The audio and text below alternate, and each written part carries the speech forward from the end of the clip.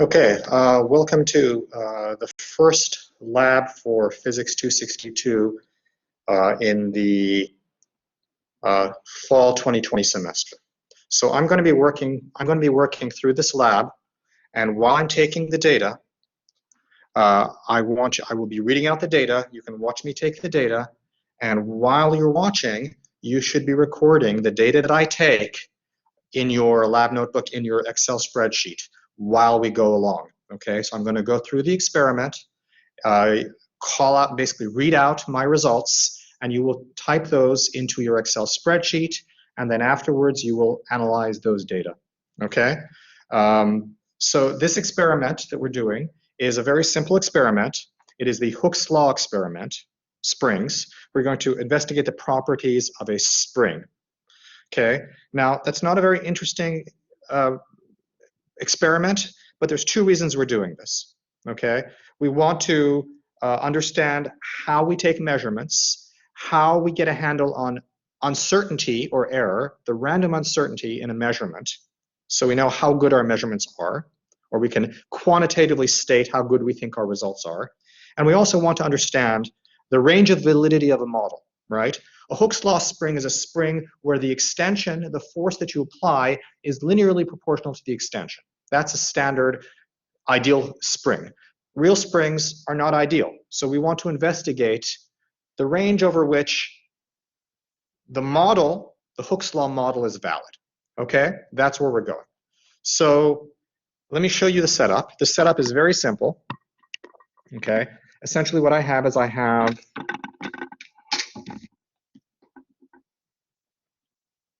a block here and a spring. The spring is connected to the block, which is clamped down. Okay, and I have a gauge, okay, this gauge, which measures the force I apply to this spring. Okay, so the measurements I'm going to make is I'll be measuring how far I've stretched the spring, and I've marked out in 5 centimeter increments the lengths from the relaxed length, right? This is the relaxed length of the spring. So I'll be measuring, so my relaxed length, I'll be measuring all my lengths at the end of this gauge, where this gauge right here meets the spring. Okay, so that's going to be my point of measurement right there. Okay, this is my relaxed length, and then I'm going to stretch it to various distances, read off how far I've stretched it, okay, relative to whatever my reference point is, and read off on this gauge how many newtons of force I've applied to stretch it that much.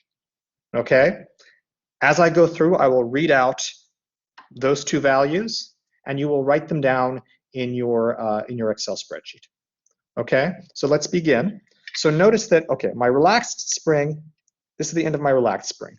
I'm not going to start taking data here because in this range from here to this point, my spring is not an ideal spring. My spring starts to become ideal, behave like an ideal spring, once I've stretched it about 5 centimeters probably. So I'm taking my reference point as a spring that has actually been stretched 5 centimeters from its relaxed length. There's the relaxed length. Okay, there is what I'm calling my zero.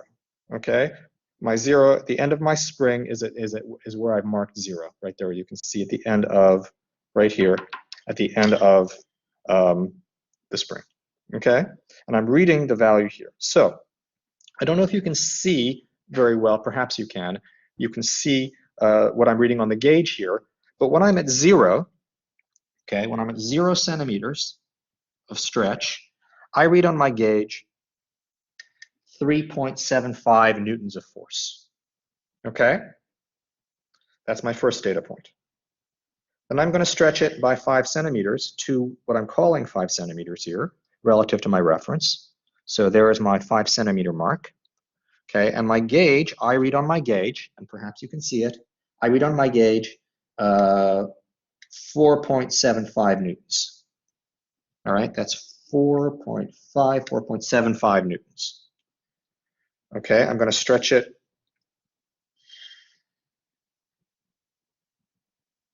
here. Right now I'm at The end of my spring is at 10 centimeters relative to my reference, right? And I read here 5.75 newtons. That's 5.75 newtons. Okay? All right, I'm going to move my camera over to take the rest of the data. Okay, so I'm moving my camera over. Okay, the next point is at 20 centimeters. Okay, so the 20 centimeters, here is 20 centimeters. There's the end of my spring, right? At the edge of my ruler there, 20 centimeters. Okay, at 20 centimeters, I read on my gauge 7.5 newtons. That's 7.5 newtons. Okay, stretching it to 25 centimeters. Now I'm at 25 centimeters there. Okay, and when I'm at 25 centimeters, I read on the gauge 8.5 newtons. 8.5. Moving up to 30 centimeters. At 30 centimeters, I read 9.5 newtons. 9.5. And at 35 centimeters, here I'm at 35 centimeters. Okay, at 35 centimeters, I'm reading 10.25.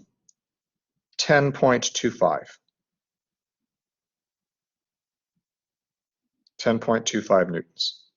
Okay, I'm going to move my camera again.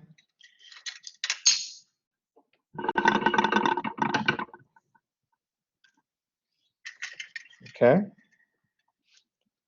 When I have my spring at the end of my spring at 40 centimeters, there, that's at 40 centimeters. The edge of my ruler is where the end of the spring is.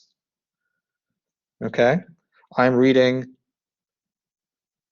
11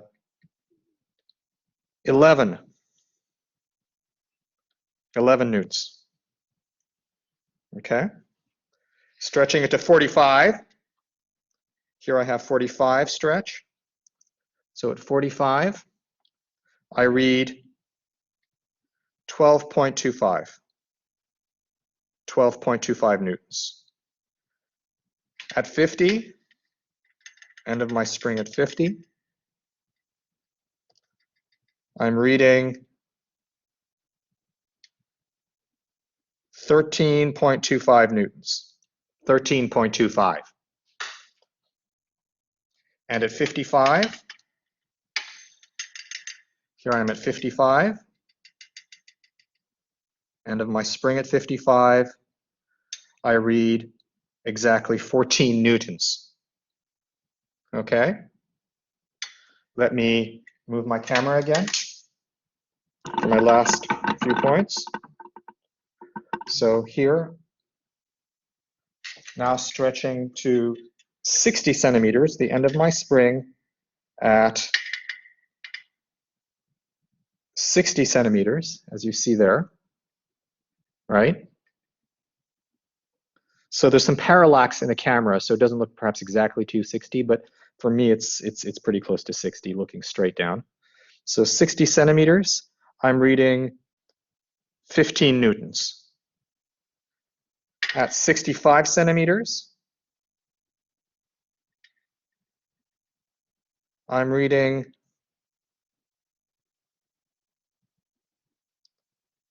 16 newtons. And at 70 centimeters, I read 17 newtons. Okay?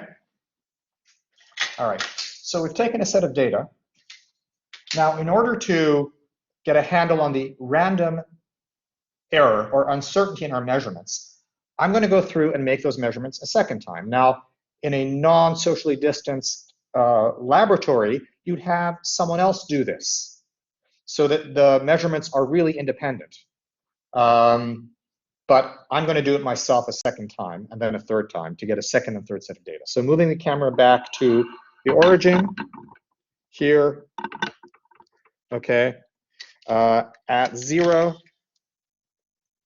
when my end of my spring is at 0, like that, I'm reading 4 newtons. At 5 centimeters, I read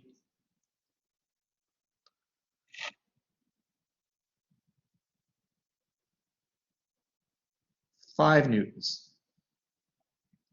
At 10 centimeters, I read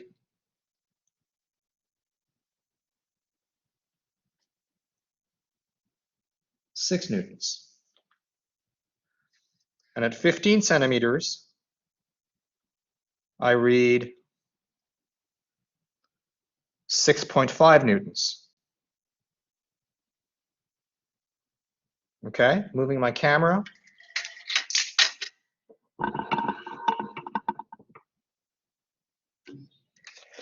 At 20 centimeters, end of my spring at 20 centimeters, there. Okay, I am reading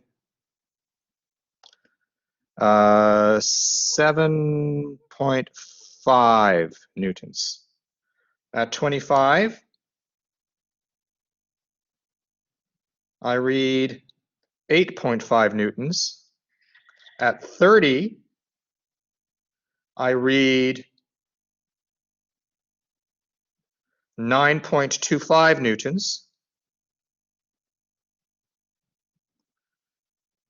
And at 35 centimeters, I'm reading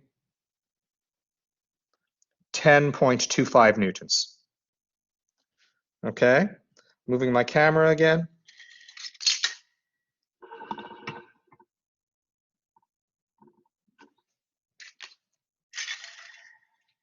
At 40 centimeters, here at 40 centimeters, I read 11.25 newtons. At 45, I read 12.25 newtons. At 50, I read 13 newtons. And at 55, I read 14 newtons. Moving my camera to make the last few measurements. Okay. Stretching up to 60 centimeters. At 60 centimeters of stretch from my reference point, I have 15 newtons. At 65 centimeters, I have 16 newtons. And at 70 centimeters, I have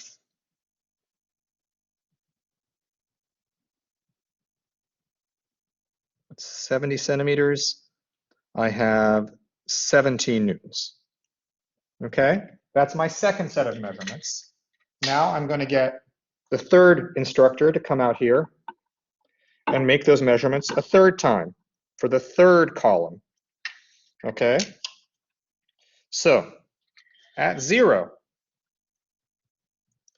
I measure 3.75 newtons. At 5, I measure 4.75 newtons. At 10, I measure 5.75 newtons. At 15, I measure 6.25 newtons. Sorry, 6.5 newtons. 6.5 newtons at 15 centimeters. 6.5. Moving my camera again. At 20 centimeters, end of my spring stretched to 20 centimeters from the reference point, like that. I read 7.75 newtons. At 20 centimeters, at 25 centimeters, at 25 centimeters, I am measuring 8.5 newtons. At 30 centimeters,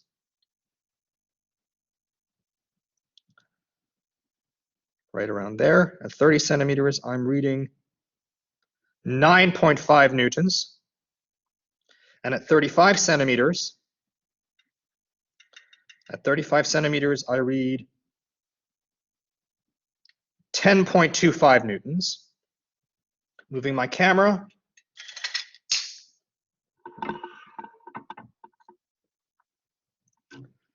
Okay, stretching to 40 centimeters, end of the spring at 40 centimeters from the reference point, right there. Okay. At that stretch, 40 centimeters, I measure 11.25 newtons. At 45, I'm measuring 12.25 newtons. At 50 centimeters, I measure 13 newtons. At 55 centimeters, I measure 14 newtons. Moving my camera for the last set of points. Okay. At 60 centimeters, 60 centimeter stretch from the reference point, I read 15 newtons. At 65 centimeter stretch, I'm reading 15.75 newtons. At 70 centimeters, I'm reading 16.75 newtons.